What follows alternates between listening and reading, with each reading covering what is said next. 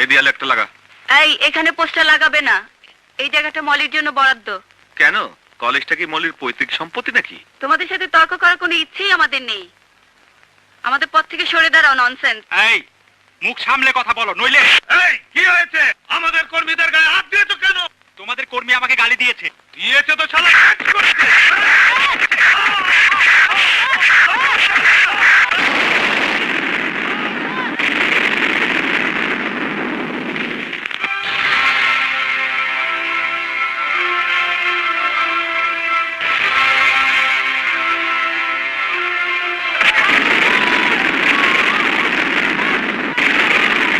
বন্ধুগণ, আমাদের পথ একটাই, শান্তির পথ।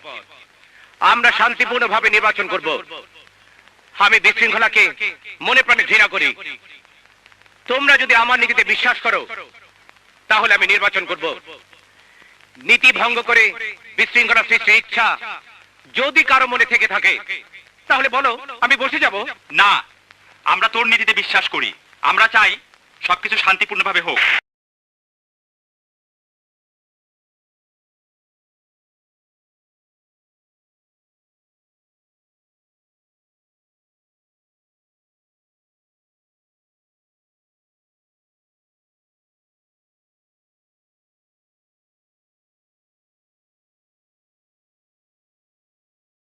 শোন, নির্বাচন নিয়ে কেউ গোলমাল করার চেষ্টা করবি না।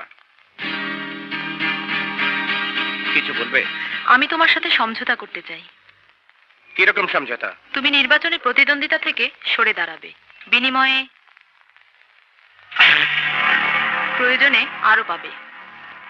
তোমার মার মনে হয় অনেক টাকা, যা দিয়ে তুমি আমাকে কিনতে চাও।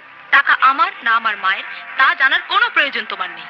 তুমি টাকা পাবে, প্রতিদ্বন্দ্বিতা থেকে সরে দাঁড়াবে। টাকার বিনিময়ে তুমি আমার নীতি কিনতে পারবে, তা তুমি ভাবলে কি করে? বুঝতে পেরেছি, নীতি কথার ফুল ছড়িয়ে তুমি তোমার দাম বাড়াচ্ছ। সোজাসুজি বলো, কত টাকা চাও তুমি? কত টাকা পেলে তুমি সরে দাঁড়াবে? বলো কত টাকা? টাকার লোভ লোভীকে দেখাবে, আমাকে নয়। তোমার কথা শেষ হলে ইউ ক্যান গো। শোনো, এত গরম দেখাবে না। আমি তোমাকে ওয়ার্নিং দিচ্ছি, যদি তুমি নির্বাচনে আমার সঙ্গে প্রতিদ্বন্দ্বিতা করো আমি তোমার ঠ্যাং ভেঙে দেব। কথাটা মনে রেখো। You are rubbish. দাঁড়াও, আমি ভদ্র সত্য কিন্তু কাপুরুষ নই, কথাটা তুমিও মনে রেখো।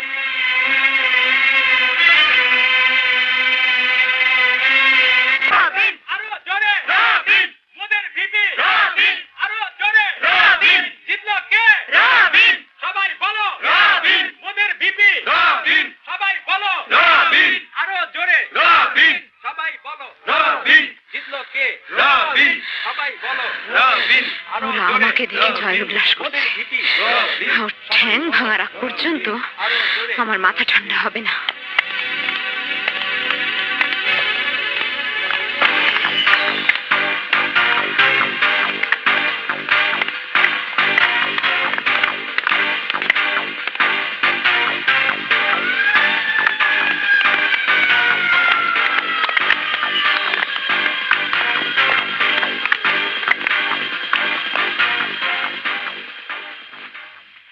মিস্টার রবিন, বলেছিলাম না, যদি তুমি প্রতিদ্বন্দ্বিতা থেকে সরে না দাঁড়াও তাহলে আমি তোমার ঠ্যাং ভেঙে দেব।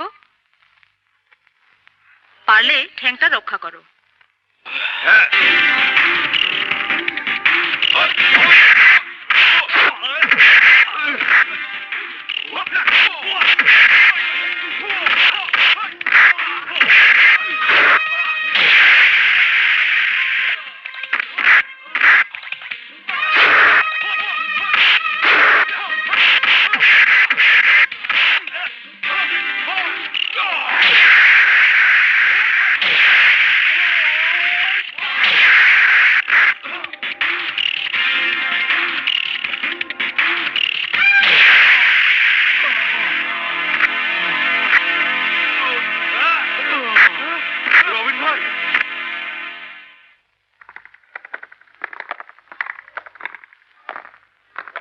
আপনারা?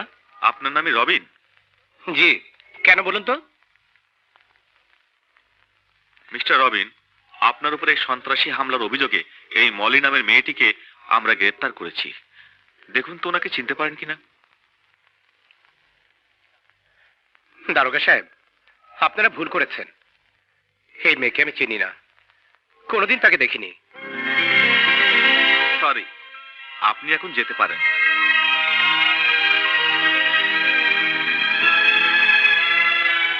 আসি মিস্টার রবিন। ওকে। সাধু ভাই, আগামীকাল আপনার কেসের রায় হবে, আপনি তৈরি হয়ে নিন।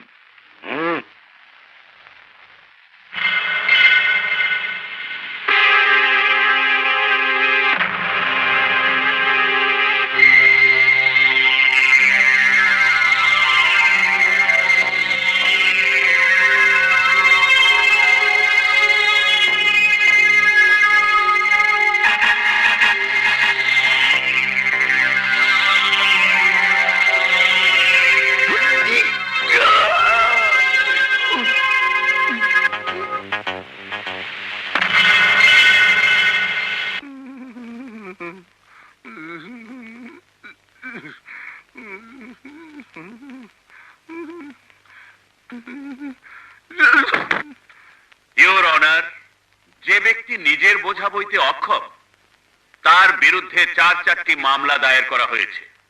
দিনের পর দিন অসুস্থ থেকে মৃত্যুর সাথে পাঞ্জা লড়ে যে মানুষটি বিছানায় শুয়ে দিন কাটাতে বাধ্য হয়েছিল তাকে অমানবিকভাবে ধরে এনে জেলের মধ্যে ভরে রাখা হয়েছে। আমি আসামের স্বাস্থ্যের কথা বিবেচনা করে তার উপর আনিত মিথ্যা অভিযোগ থেকে রেহাই দেবার জন্য মহামান্য আদালতের কাছে প্রার্থনা করছি। আদালতের অবগতির জন্য মেডিকেল রিপোর্ট পেশ করছি।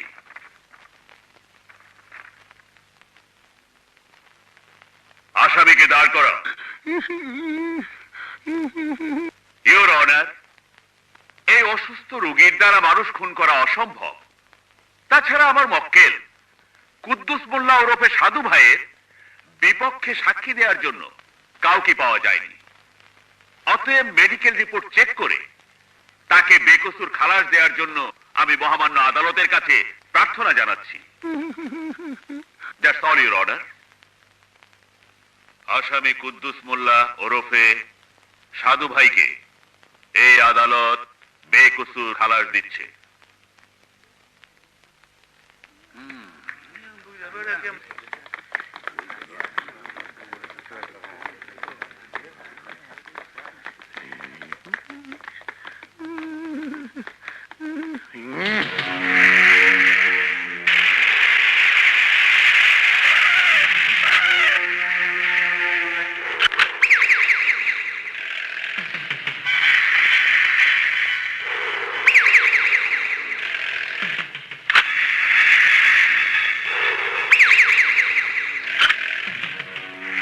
দারোগা,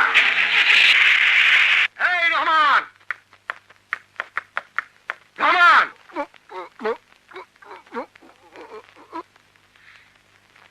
রহমান!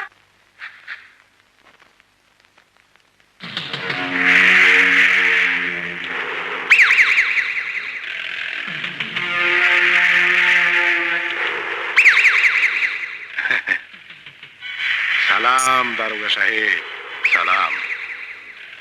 দারোগা, দেখ তো আমার চিনতে পারস কিনা। সাধু তুমি? হ্যাঁ, আমি কুদ্দুস মোল্লা ওরফে সাধু ভাই। তোমার কি ধারণা আমি জেলের 14 শিকের ভিতর সারা জীবন আটক থাকবো?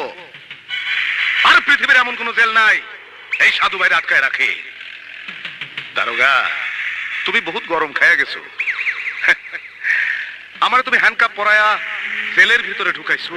হ্যাঁ, শুনলাম সরকার তোমারে বান্দরবন ট্রান্সফার করছে। হ্যাঁ, কাজটা ঠিক করে না। এই আমি তোরে ট্রান্সফার করব ইহ জগৎ থেকে পর জগতে।